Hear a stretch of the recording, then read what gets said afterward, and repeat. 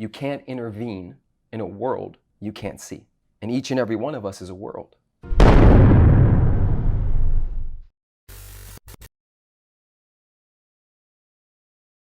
Hello and welcome to a new episode of Come Clean Podcast. This is your host, Peter O. Estevez. Welcome. Today we have none other than legendary Preston Smiles, the messenger of love. Hello, Preston. How are you? Ra, ra, ra. Ra, ra, ra. Good to see you, Preston. Likewise. Preston is an author.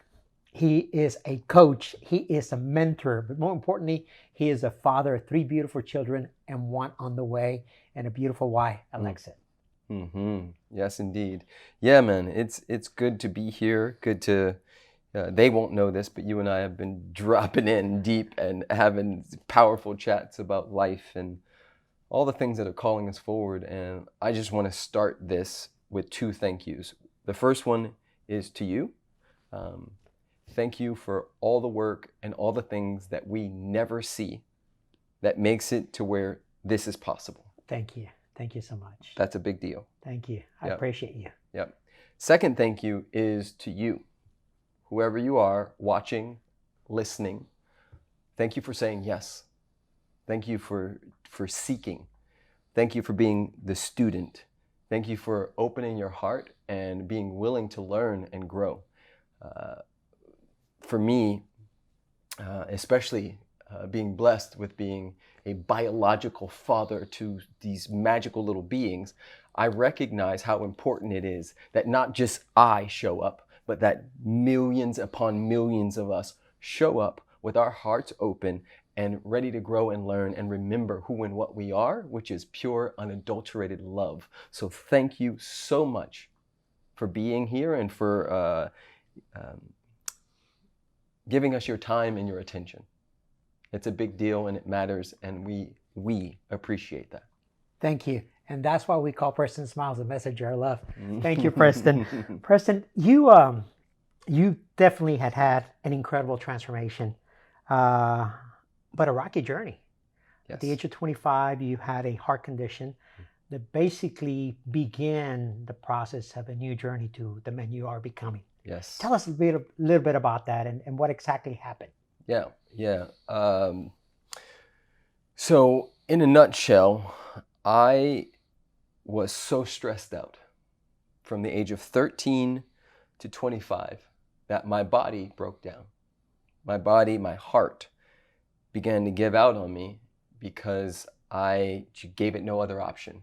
And that stress came from a lot of internalized toxic shame, a lot of trauma that the easiest stuff to point at is some of my dad's drug addiction and the process that he was going through as a man who absolutely loved his children, but also had these demons that followed him.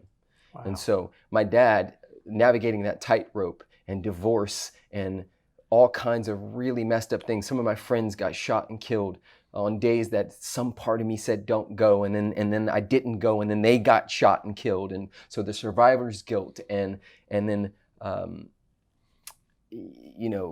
growing up in the 80s when Banging on Wax and Boys in the Hood and all of these menaces to society, all of these sort of like gang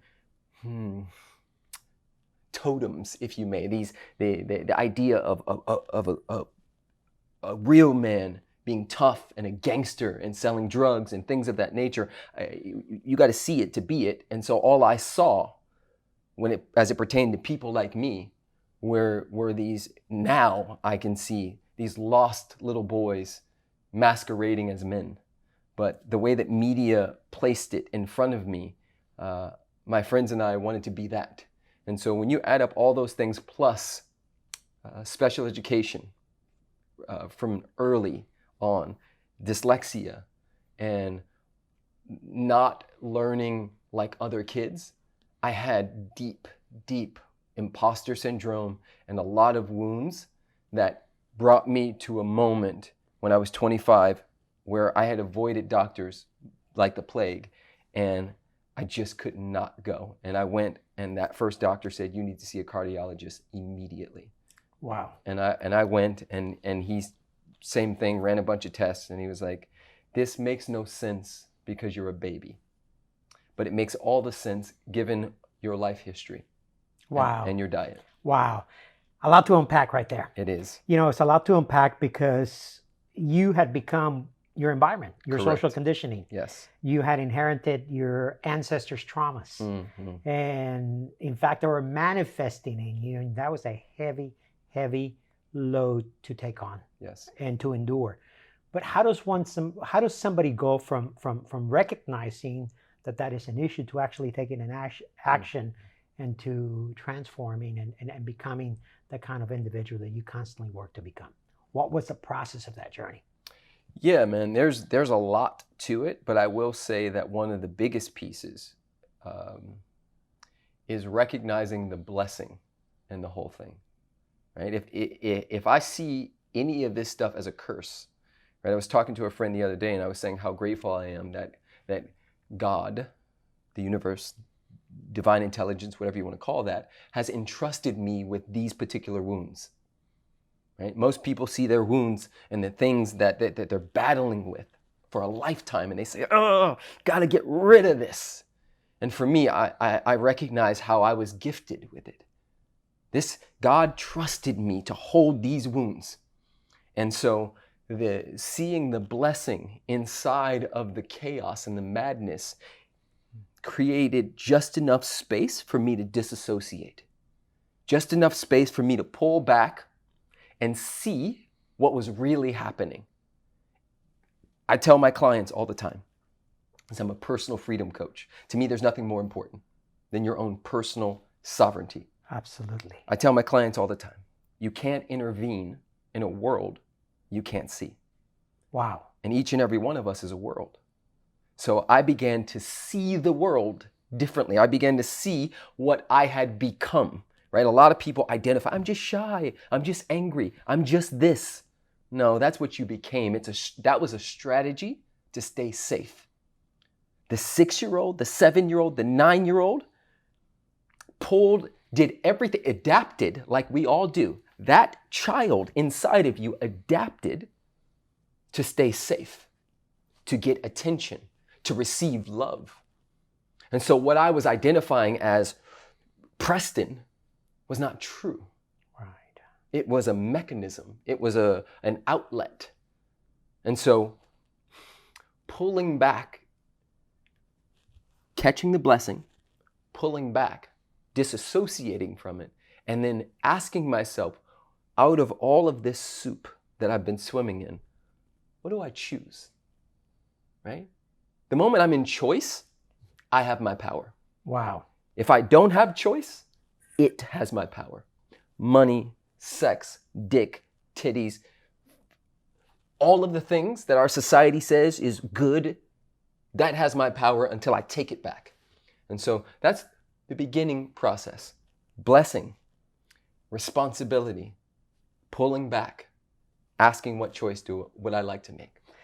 You know, I completely agree with you in the process of being able to change the face from a mystery to a gift, right? Yes. I understand that. However, I think many people, many of our audiences may be living in that state of survival. Yes. Where it's difficult to see that. It's difficult to see a blessing in a state of disarray. It's difficult to see a blessing when you immerse in your soup. Correct. Okay. So how you're very eloquent with your words, and even very kind in how you describe your father. You describe him as a man that was love his children and his family, but he was always wrestling with his demons. Okay, so I think many of our audience are in the same state that I did that for a long time. Yep. You know, we talked earlier, and we talked about that broken little boy that I kept taking into the boardroom, that I kept taking into the marriage, that I kept taking into the partnership, into the friendships. And that little boy sabotaged everything that I was doing because I had not healed him. Yes. I had not addressed them. So, obviously these platforms are the beginning of a journey to be able to allow others, give them permission to talk and to bring this to the forefront. Okay. But what are some simple tools for us to be able to identify where we're at and to turn that into a blessing, as you so eloquently said? I'm with you, bro. Okay, so I missed something, and thank you for pointing this out.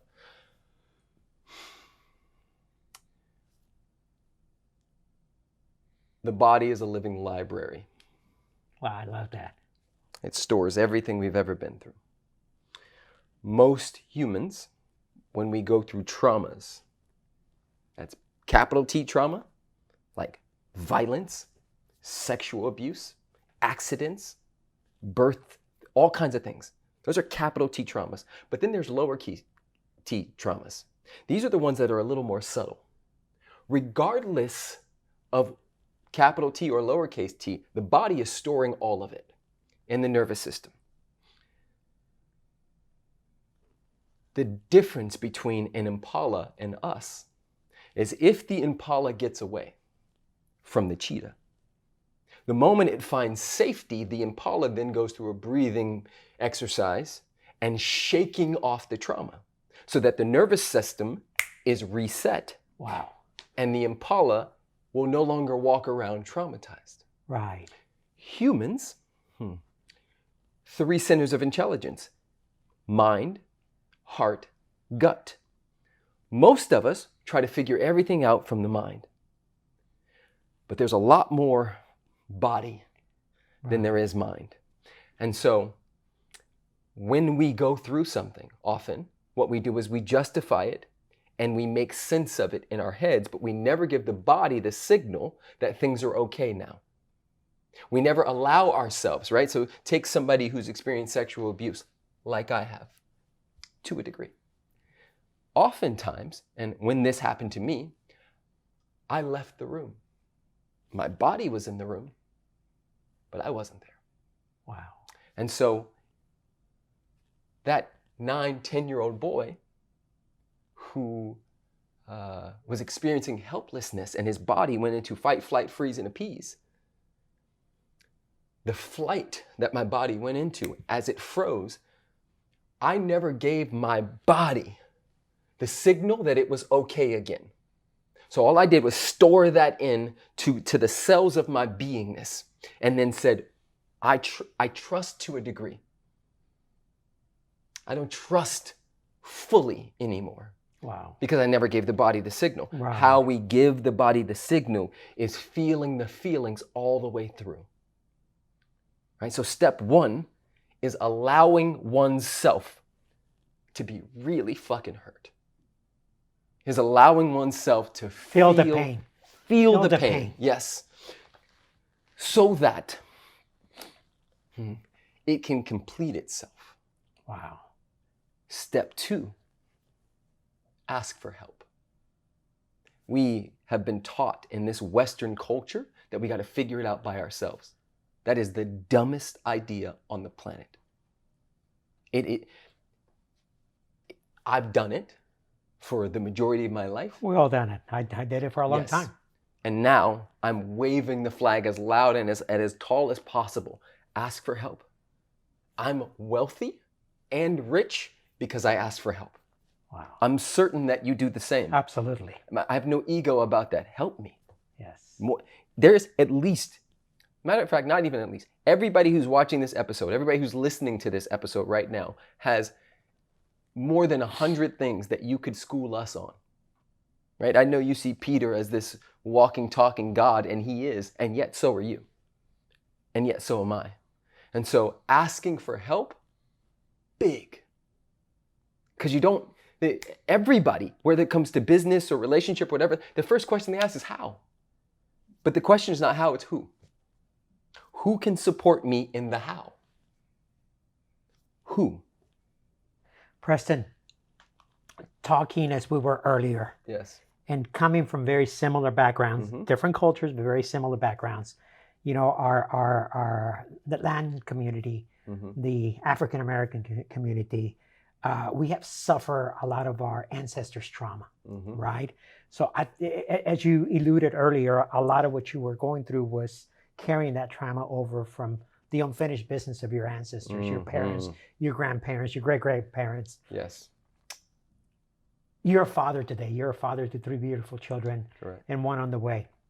So how do you father differently than what you saw and you were exposed to from your parents? And I want to caution something to the audience very Mhm. carefully. This is not a denegation of our parents' Correct. teachings, okay? Correct. Because we can only give what we know, right? Yes. But today we know better. So how do we parent today? Yes. 100%, man.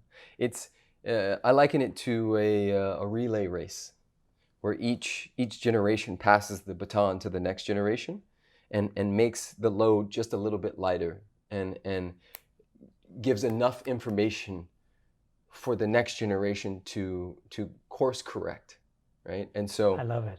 one of the things that I have kept from my mom and dad is how many kisses and how much love and how much I'm proud of you I heard them say. Because when I look at the boys in my neighborhood, there was like 30 of us. Only 2 out of 30 are in the position that I'm in right now. I'm Wow. one of those, right? Wow. Now, what's the distinction? What's the difference? Some of those boys had dads, some of those boys didn't.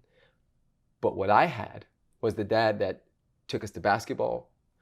My dad was the baseball coach. My dad was the guy who drove us to the skating rink. My dad was the guy who would say, hey, you want to know about girls? Come here, let me tell you. Hey, you want to talk about cars? Let me talk to you about that. My dad was the dad that touched everybody and said, I see you. And Wow. so I'm taking that part and keeping it. How I'm being parenting different is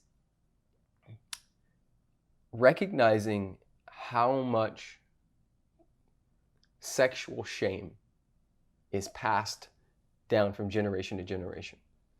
So, funny story. Recently, literally yesterday, my son went to the potty. He's 3 years old, and after he peed on the potty, he came out butt naked, right? And he's running around the house, and he's grabbing his penis, and he's like stretching it and sort of looking in it and doing all of these things, Sure. right? He's like, Curious what is boy. this thing? Yeah. Yeah, curious boy. And there's company over. We have people over, and at one point he's like playing with it, and it gets hard. And I can only imagine how many people, not even because I know I've had so many coaching clients have this experience where they're exploring their bodies and then their parents shame them. Sure, absolutely. Right. And so instead of shaming him in that moment, I said, King, he looked at me and said, come here. And he came over and I whispered in it. I said, buddy, it's okay for you to play with your penis, but mommy and daddy would rather not have you do it while there's a bunch of people over. You can do that in your room. You can do it here when everybody's left. But for now, do you mind just getting your underwear and your pants and just putting them back on? And he was like, what an incredible teaching okay. moment. Right, yeah. So just like little things Sure, like that, sure. where I created the space for him not to be shamed or seen as some pervert or anything of that nature, but to eye to eye, heart to heart, to see him as a teacher to me too, right? His liberation, his willingness. I teach men and women, and I cannot tell you, bro, and I told you this earlier, I've done nude workshops, and there's components of things that I do. The overwhelming majority of the men that I coach have dick shame. And the reason for that is not because their dicks are small or whatever the case may be. They think they're small because they've watched porn and they've had this idea about what they should be. Should be, right. All of that, right, plays a part. And I'm not out of that. I also have I used to hate these legs. I would never wear shorts. For like 20-something years, I never wore shorts. Because in my mind, I was a skinny, little ashy, beat up leg, little Negro. Right. And now I'm just reclaiming, I'm owning. I don't know if you guys can see these little skinny, amazing, muscly African legs, but I own these now. Right? So that to me, this is all a part of the parenting, because there's what I say and there's who I'm being. I parent by being what I would love my kids to see. Wow. Right? Wow. Yeah. Wow.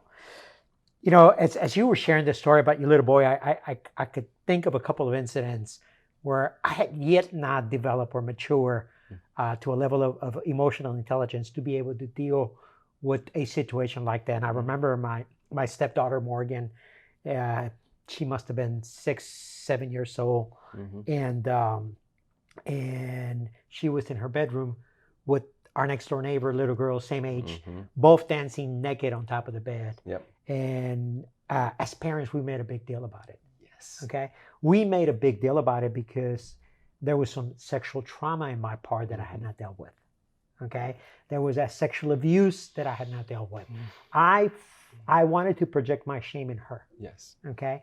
Instead of doing exactly what you did as a father. So those are all teaching moments. And how do we face the situations? How do we deal with them to where we embrace them and allow them to become a teaching opportunity for our children and for ourselves? Yes. And for ourselves.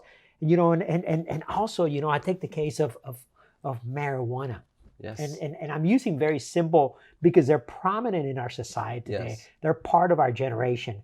You know, my stepson, Blake, at the age of 16 was smoking weed, and I made a huge deal about it. Yep. Okay. Well, my son, Alec, today is 21 years old, and he wants to go into the cannabis business. Yeah, exactly. Okay. So, you know, and we talk about it freely. Yes. You know, I'm embracing his ideas. Yes. Yes. Okay. Yes. So what does that tell me? That tells me that I picked up the baton. Yes. Okay. And that I advanced forward so many years to be able to understand and to embrace my son's ideas. I have gotten rid of that shame and guilt in myself that otherwise I would have projected on my children. Yes. Bro, you are nailing this. And underneath all of it for both of us is an idea about right and wrong. Right. So we have to step back and say, who gave us this idea? And do we still own it? Is it still true for us? I think that society as a whole is coming to this reckoning of like, what is right and what is wrong? And there are some people who are really, let's say, perturbed by like the idea of non-binary or X, Y, and Z or X, Y, and they're trying to take America back. They're screwing America. What we're doing is we're course correcting. Right? And I don't like some of it as well. Sure. Right? When I looked at even the Me Too movement, which was fantastic, did it go too far? In my opinion, yes. It always does. Yes. When there's a but political I'm glad agenda. it happened. Yes. Exactly. Yes. But I'm glad it happened. Sure. Because it forced men to re-look, to rethink. If you don't have a daughter or you've never really put yourself in an empathetic position of what it feels like to have somebody always wanting to try to fuck you, and the fear of being sexually abused or grabbed at any moment. That is what women feel all the time. Sure. And so, did it go too far? Yes. And that course correct, right? We went way over here, but where we landed was here, which is beautiful in my opinion. Absolutely. Yeah. I want to dive into something personal of yours. Let's go. You know, you wanted to manifest the woman of your dreams. Yes. And part of your journey to manifesting your beautiful wife, Alexei, was to go through a process of celibacy for almost 6 months. Tell us about that journey, that idea. Where did that come from? And what can we learn from that process? Yeah, for sure. So, one of the things that I inherited from my father and his father was your manhood being defined by how many women you have sex with. Wow. Yeah. And so when I got the call, right, I felt that like, oh, here it is. It's time for me to call in my one. I knew that in order for that to even have a chance at all, I needed to take away the very thing that was my quick go-to. This was a distractor. This is a part of the social and historical programming conditioning that I received from childhood, not just from my dad, but from television. Sure. From radio. Social conditioning. Everywhere said, you're a man if you have the car, the women, the muscles, if you always have the right answers, if you never mess up anything, this makes you a man. And so I had to look at all of that and make a decision about how I was going to enter into the manifestation process. And so I say this all the time. One of my biggest lessons, and I do this to this day, is anytime I'm deciding to level up in my life, I go back to elevation, requires separation. What do I need to separate from in order to elevate? What is currently in my jambalaya that no longer is serving where I'm going? Not that it's wrong, not that it's bad, but I'm calling in something different. Sure. And so in order to call in something different, two things need to happen. You need to have an internal shift that says that's possible, and then an external shift where I create an environment where that's possible. And so for me, I knew that I needed to take essentially my dick off the table in order for me to even recognize who that one might be. And Wow. in that process, my wife appeared. I was on a date with someone else, on a blind date with someone else, and my wife was sitting 2 seats down from me. And the moment I saw her, I was like, that Wow. is it. And here we are. Wow. 3 children later and Mhm. 1 on the way. Yes. Congratulations. Thank you, sir. Let's talk about Preston Smiles, the entrepreneur, the coach, the mentor, Mm-hmm. the doer, Mm-hmm. the man that is impacting millions of lives across the world, and talk about some of your projects, your businesses, your coaching. Yeah, I'm in the all things transformation space. So I know that that's my unique gift back to the planet. And it happens in a multitude of ways, right? So we were speaking offline about a retreat that you saw that I put up of these elite men Right. that need a space, right? And you know this, right? You enter into enough rooms, you start to recognize like, oh, that success can also be a prison, Sure. right? Sure. That platform, right, can also be the very thing that is blocking you from full expression. So I created a space for men, a safe space for men with other men who play like they do to say, here's my heart, right? I also coach high-level entrepreneurs in freedom. Everything I do is about personal freedom because to me, there's nothing more important. And you can have all the things or none of the things, but if you're free on the inside and you truly, really are in love with this beautiful thing called life, you've already won, right? So then that's that component. My wife and I lead workshops all over the world. We have a company called The Bridge, and we do the Bridge Experience and Extreme Leadership, and all of these things are trauma-based experiential workshops, sort of like Landmark on crack, Okay. right? It's very intentional and big and in your face and designed to pull out all of the weeds and all of the things that no longer serve somebody's garden. And then over here, I help coaches, people who do what I do but aren't as good at marketing, people who do what I do but who haven't gotten bigger than the imposter syndrome that's stopping and blocking them for being fully available to what's really true for them. Wow. Yeah. Wow. There's 2 phenomena going on in the world right now, and I think primarily are happening as a result of COVID, right? We were away from society, from each other, from human connection, social distancing for a long time. Yep. And that gave us an incredible opportunity to look at ourselves, to mirror ourselves, and to see what we needed, what shifts we needed to make. Yeah. And it seems like there's a plethora of coaches, mentors. Yes. Okay.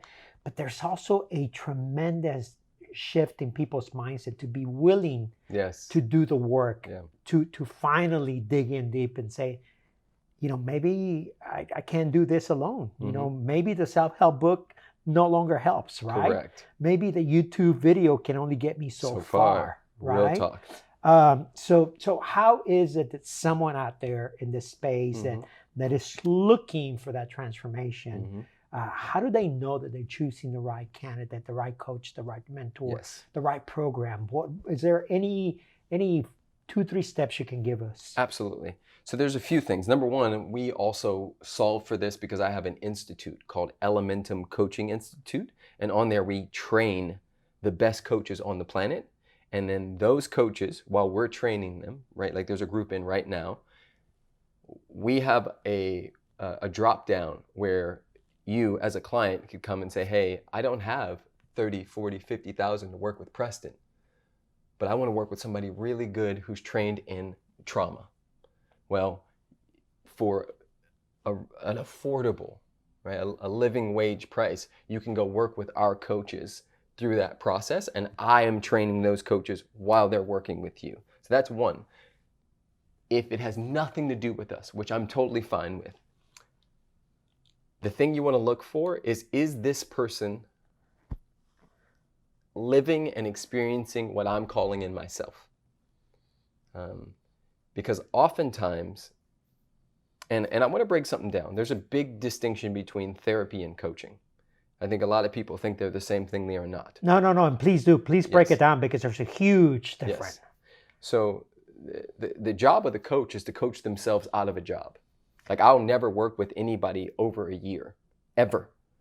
Because if we're working with each other past a year, I've failed you, especially with the job that I do. Sure, there's no transformation. Correct. Yeah. Right. So I'm not setting it up to be someone's guru. I'm setting them up to have the tools where they can go fish for themselves, where they can go do all those things themselves.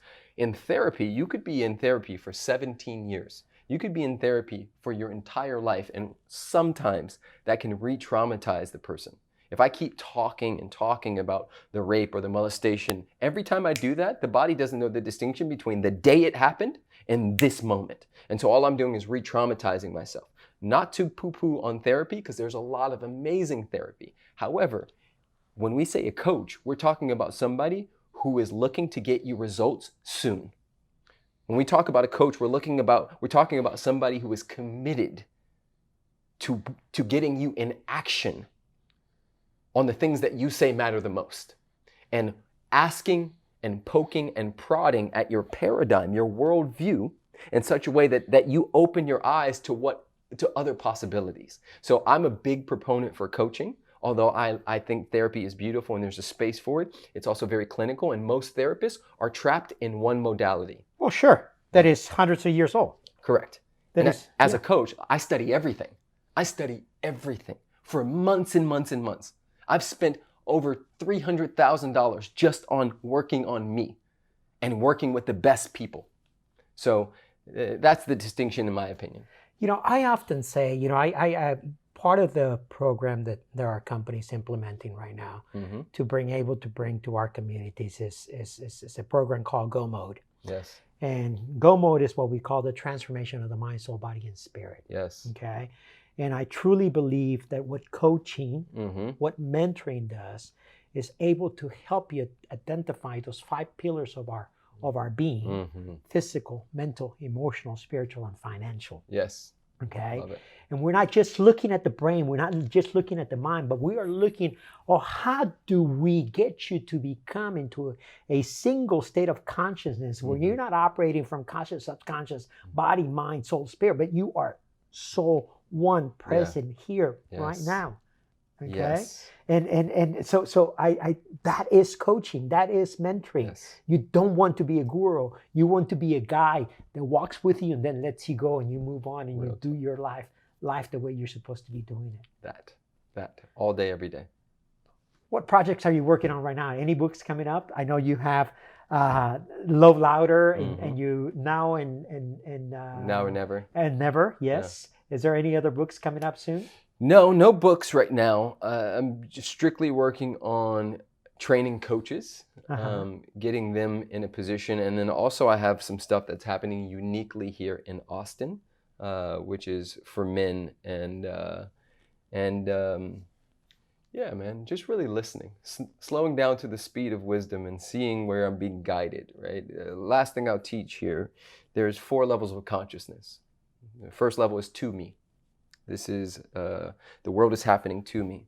It's traffic's fault. It's the weather's fault. It's the president's fault. It's my ball and chain's fault. It's everybody else's fault. This is all happening to me. That's the first stage. Second stage is by me. This is when this is creator consciousness. This is when I say, I'm going to get it. I'm going to make this happen. I will will this into existence. By me consciousness. Third stage, this is the one that I live from daily. This is the one I swim in, is through me consciousness. This is where we say, God, Buddha, Allah, Krishna, Jesus, what would you have me do? What would you have me say? How would you have me move so I can be a blessing to somebody or some bodies on this planet? The through me consciousness is, a really, really big deal. And I've been sitting in that. I'm in a season of through me consciousness. Just use me. Just use me. Let me be a vessel for your love.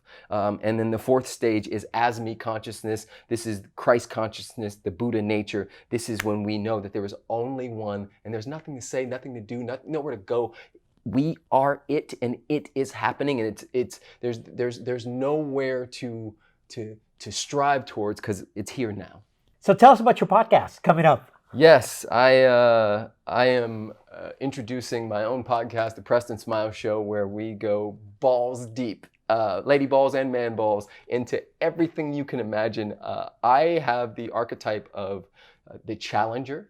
So I go at everything. If you haven't recognized at this point, we go into relationships, money, manifestation, trauma, really tapping into our joy, celebration of true life. And really the point of the podcast is to give people a window into how I process and how I look through the world. And because I'm coaching people and helping people every single day, I wanted to bring some of that to the podcasting world. So if you are into podcasts, obviously you are, and you want to check us out, it's the Preston Smiles Show.